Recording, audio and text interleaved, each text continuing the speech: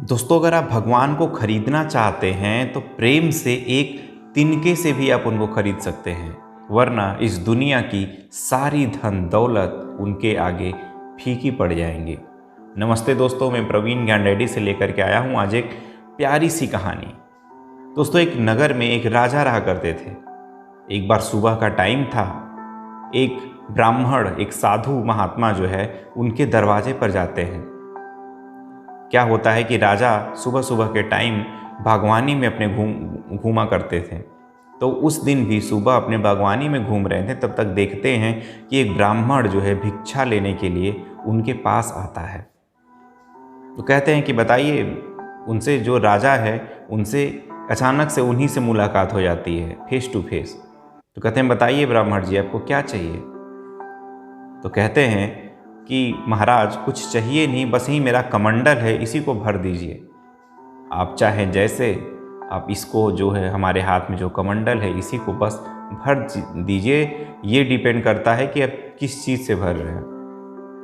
अब राजा को अहंकार पैदा हो जाता है। राजा कहते हैं कि इतनी छोटी सी बात, हम तो इसको सोने चांदी हीरे जवाहरात से भर देंगे।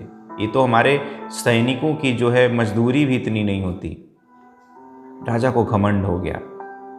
गए साधु जी का कमंडल भरने के लिए मंत्रियों को ऑर्डर दे देते हैं कि सोने के सिक्के ले आओ, और इन जो ब्राह्मण जी आए हैं इनको जो है इनके कमंडल को पूरा भर दो।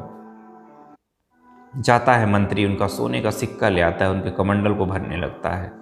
उनके सोने के सिक्के कम पड़ जाते हैं। तब तक राजा जो है फिर से अहंकार हो जाता है। कहते हैं, छोटी सी चीज़ तुम नहीं भर पा रहे हो, जाओ पूरे राज्य में जितने हीरे मोती जवाहरात भरे हैं, क्योंकि अब बात हमारे इमेज की आ गई है, तो जितने भी आभूषण हैं सब ले आओ और तुरंत इसको भरो। सारे राज्य के जितने भी आभूषण होते हैं सब जो है उसमें डाल दिए जाते हैं, तब भी उनका एक छोटा सा कमंडल नहीं भर पाता। राजा जो है अपने नगर में घोषणा करवा देते हैं कि जिसके पास जो भी है, जो भी सेविंग्स रखी है, वो हमारे राजा इस समय मुसीबत में, अपने राजा की मदद करें, और जो है इन साधु बाबा जो महात्मा हमारे नगर में आए हुए हैं, इनके कमंडल को भर दीजिए।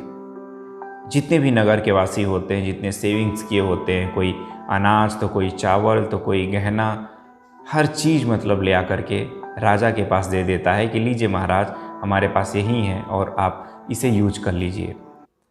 हर चीज़ जो है वो कम पड़ जाती है, लेकिन उनका छोटा सा कमंडल नहीं भरता। आखिर में राजा जो होते हैं हार मान लेते हैं और उनसे हाथ जोड़ के नीचे झुक जाते हैं उनके पैरों में। कहते हैं, महाराज, ये ऐसा कौन सा कमंडल है, ऐसा कौन सा जादू है, एक छोटा सा कमंडल नहीं भर पा रहा है? तो जो महाराज होते हैं अपनी झोली में से एक घास का तिनका निकाल के देते हैं।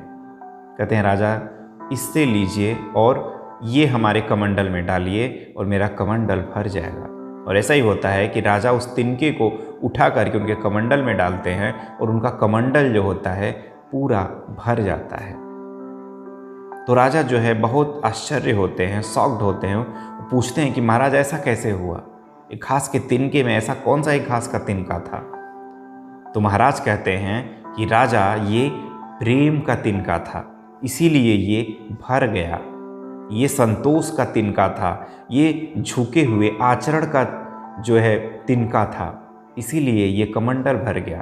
और जो वो था वो अहंकार का सोने का सिक्का था, इसीलिए मेरा कमंडल नहीं भर पाया। दोस्तों, छोटी सी कहानी हमको जीवन में यही सिखाती है कि प्रभु को आप किसी धन रुपए से नहीं खरीद सकते।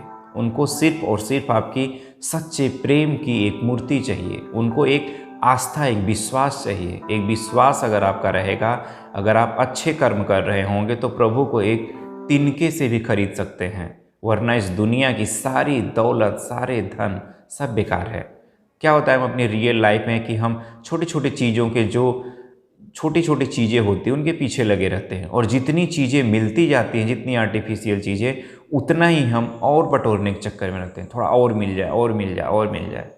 हमेशा याद रखिए कि ये सब कुछ जो है यहीं पे रह जाने वाला है।